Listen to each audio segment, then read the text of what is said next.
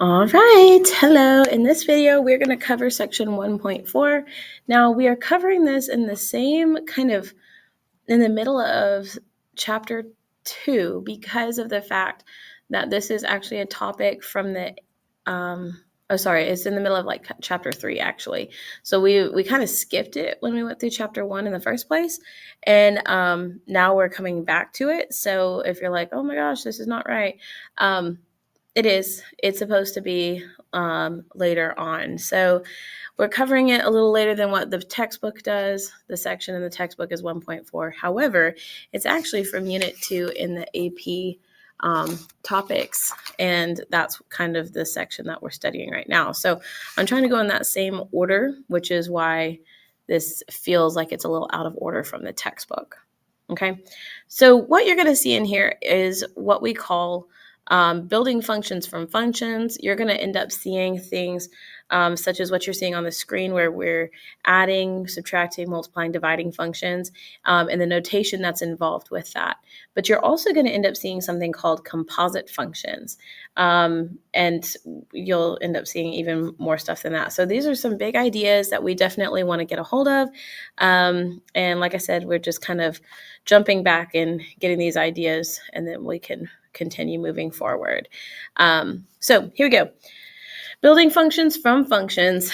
First of all, talking about the sum, difference, product, quotient of functions. And so you're going to see this type of notation. If they want you to add two functions together, they will show you f plus g of x. But really, that's what you're going to do is just add the f of x plus the g of x. Or over here, f minus g of x. Well, that's the same as f of x minus g of x. Now, the order there does matter, right? Just like with normal subtraction. Multiplication, if they say f times g of x, that's f of x times g of x. Or f over g of x, that's you saying f of x over g of x, and you can divide that out. That is assuming that the denominator g of x does not equal 0, okay? So we're going to go through an example here that's going to just really make us practice each type. It says to also give the domain of each, because that is another thing we need to get comfortable with. So here we go. They've given us two functions. They said f of x equals x squared. They said g of x equals x, the square root of x plus 1. Then they said find f plus g, f minus g, f times g, f divided by g. And then you might feel like this is like a typo. No, we're going to find g times g, which is interesting. Then we're going to give the domain of each. All right. First things first, we're going to find the first one they wanted, f plus g, right? So f plus g of x, what we're going to do with that is we're going to add our f of x plus our g of x. So that will be x squared plus the g of x, the square root of x plus 1. Now, if this could simplify, we would definitely simplify, okay? But this, the way that it is, you can't add these and combine it into one thing. This guy is not under the radical. This one is. So you got to keep them separate. Those are not going to combine or simplify in any way. And then that brings us to talk about the domain, okay? Now remember, domain is what is x allowed to be. And a lot of times the domain is all real numbers. However, the domain is not all real numbers for both f and g. Here's the problem. Under the square root, we can't get a negative without resulting in imaginary answers, right? So we want to make sure that the domain is something that results with real solutions, which means I would not want my x to be less than -1. It could be -1, because if x was -1, I would get a 0 under the square root, and that's fine. But it shouldn't be less than that. I don't have any problems with anything that x could be for this one, but the g function, that really did put a restriction on my domain. So what I'm going to say is I'm allowed to have this be -1. So I could write my domain like this, -1. And then there's no limit to how large x could be. There's no problem with that. So it would go up to infinity. There's also that other way to write it, okay? If you want to practice writing it in the other way, which is like the inequality notation. So you'll see that, okay? If you wrote it here, this is interval notation. You also could write it as saying x is greater than or equal to -1. That would have also been valid. They mean the exact same thing. So just keep in mind, you can write those domains, you can write them different ways. I like interval notation most of the time, but you're going to see either or. Okay, so it is important for us to be able to write both. All right, let's say the next one, f minus g of x. All right, that one is going to be my f of x function, which was x squared, and then we're going to subtract the g of x function. Again, I can't combine these because we have something that is squared and then something over here. This is under the radical. They don't combine. Your domain is the same thing it was on the last one. Again, I like that interval notation. You also could say that inequality notation. Either way is fine, but it is the same for both of those. All right, next one they wanted f times g. So we want to see that multiplication. F times g of x. That would be my f of x function, which was x squared. And then we're going to multiply that by the square root of x plus 1. These also aren't going to combine any other way. This is the simplest form that could be written in. I still have the same restriction on my domain because I still don't want to have a negative under that square root. All right. Again, you could also write that as that inequality notation. It's fine either way. All right. Some things start getting a little bit more interesting when you have division. Okay. I'm going to write this one a little bit larger. I can write it like this, f of g of x. However, I don't want to squish this too much. We're going to take our f of x function, which is x squared, and we're going to divide that by my g of x function, which is the square root of x plus 1. Now, similar domain, but it is a little bit different because in this situation, remember that you're not allowed to have a 0 in the denominator, right? You can't divide by 0. So whereas before I was allowed to say, sure, x could be -1 because you can square root a -1. That would be fine. The problem is here, I can't have a 0 in the denominator. So I'm actually not allowed to have this be -1 for this division one, for the quotient, okay? Which means my domain is just going to be a little bit different. I'm going to use parentheses instead of the bracket because I'm going to say it's not allowed to be -1. Okay, but it can be bigger. If you wrote this as an inequality, it would say x is greater than -1, not the or equals. Okay. Right, let's do another one. The next one we're supposed to do is g times g. So let's do that. G times g of x. So that's me taking my g of x function, my g of x function, which was x plus 1, and then squaring it. Now, a lot of times with simplification, we can just cancel out the square and the square root. If you do, you just need to remember that your domain is still affected, okay? I'd be okay if you just leave it like this for the time being because it's a little bit easier to see why your domain is not all real numbers. If you cancel these out, it feels like it's all real numbers, but it's not because based off of the function that g actually was, x is still could not be less than -1. So I'm going to let that domain go back to saying -1 to infinity, but including -1. I don't have a problem with it being -1 in this situation. Again, the other way I could write that is that inequality notation. That would have been fine. Okay. And if you did simplify this, you still have to remember your domain is going to be these things still. Okay. It does not allow it to be all real numbers, even though things cancel out. Okay. So next thing, let's talk about, which is composition of functions. Okay. So let me zoom this back out just a little bit so you can get the rest of that in there. So composition of functions is where you take a function and you input it into another function. It's like you do a function evaluated at another function. Okay. So this is kind of the mathy language here. They said, let f of and g be two functions. So the domain of f intersects the range of g. The composition f of g, and the way we denote it, I've always read this and I think fog, but you read this f of g of x. Okay, that's how we read this. Another way that you can notate it is this one right here, f of g of x, just like that. I feel like this notation is a little bit more intuitive, but they both mean the exact same thing. So anytime you see it printed like this, f of g like that, f of g of x, or here, f of g of x, I read those the exact same way, okay? Just personally, I feel like this one's easier to read, but that's just me. All right, we're going to go through a couple of examples on these. And they asked us, they said to find f of g and g of f. So they've given us two functions. They said f of x is e to the x power. And then they said g of x is the square root of x. All right. So let me fix my camera a little bit. Okay. All right. So here we go.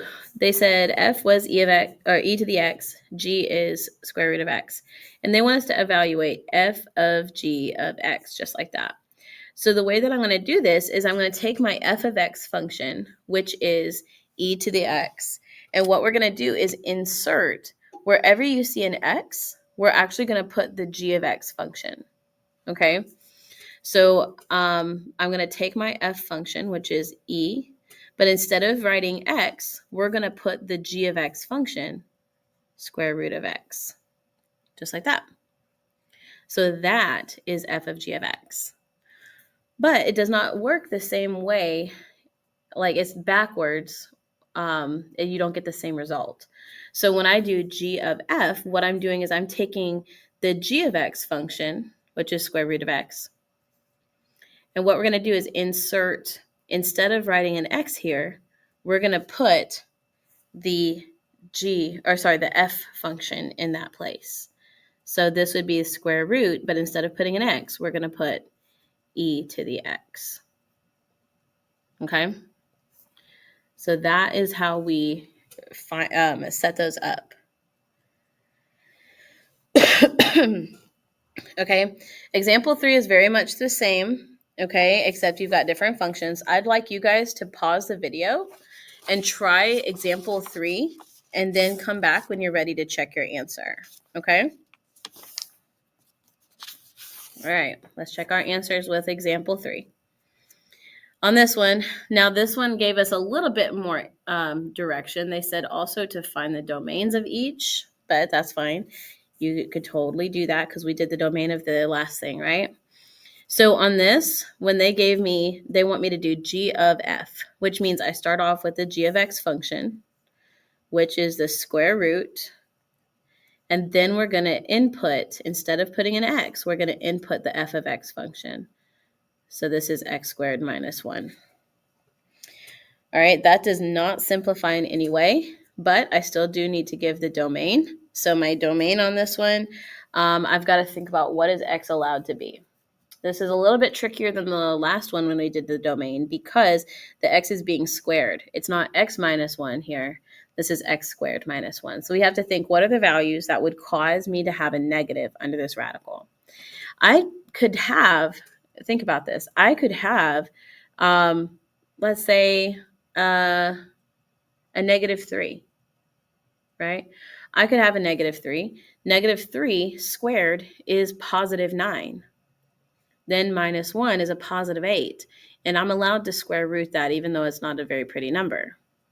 So I can have negatives, but what I can't have is something that would give me a negative under here. So something that might help for those of y'all who are not as much of a mental math type person is maybe go off in the margins and look at this equation, x squared minus 1, and ask yourself, where does this equal 0?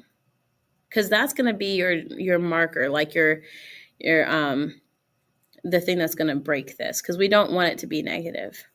So what I could do is I could add this one on both sides, x squared equals 1, and then square root both sides, plus or minus 1. That's where it's going to make that break. So I'm allowed to have things that are going to be less than negative 1. That's okay. But if I have something like 0, 0 squared is 0, minus 1, I can't square root a negative 1 without getting imaginary numbers. So I'm going to be allowed to have things that are less than negative 1.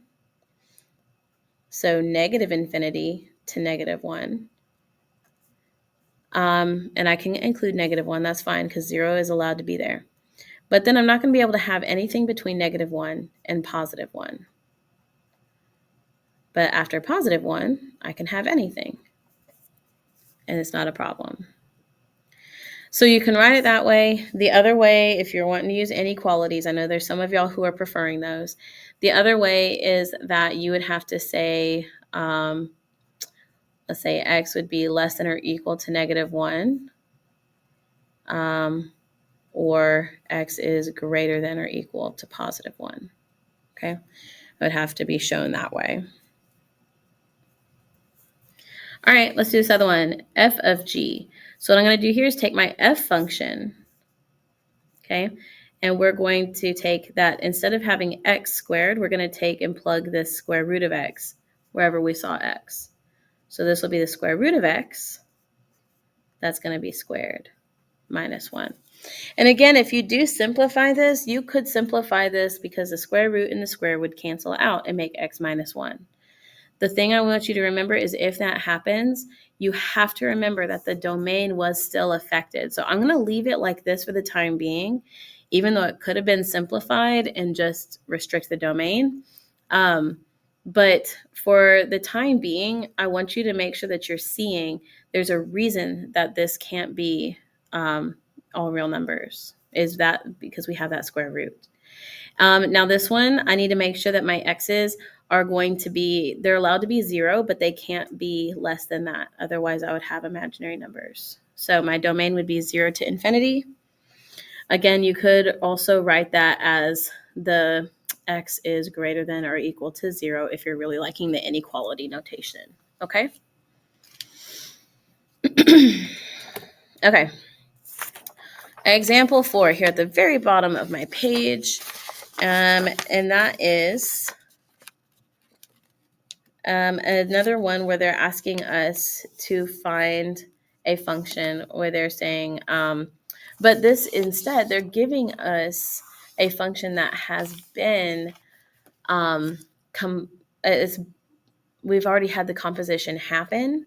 So h is a composition function of f and g. So we have to figure out which one, what is f and what is g in this, and kind of untangle it.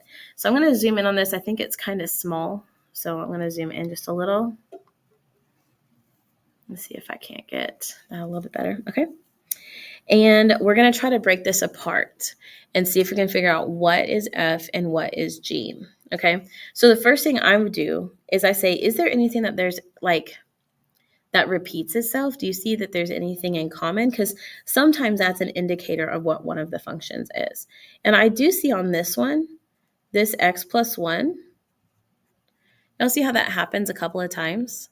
I want you to think about it. It's possible if I had said this same function, but let that be an x instead. So what I'm thinking is that the original function, f, the first function, was probably this to begin with. And then they plugged in a g of x function where g was x plus 1. Now, it is possible for you to have multiple answers, but what I'm seeing here is I do see that this is probably the simplest way to break this one apart, because that thing happened in 2 different places, right? Because that happened twice. That could have been replaced with an x, and maybe the g of x function was actually the x plus 1, and where they'd like plugged that in, okay? So that's mine. First one. What I want you guys to do is I want you to pause the video and try part B on your own for a second and see if you can find that one, okay? Come back when you're ready.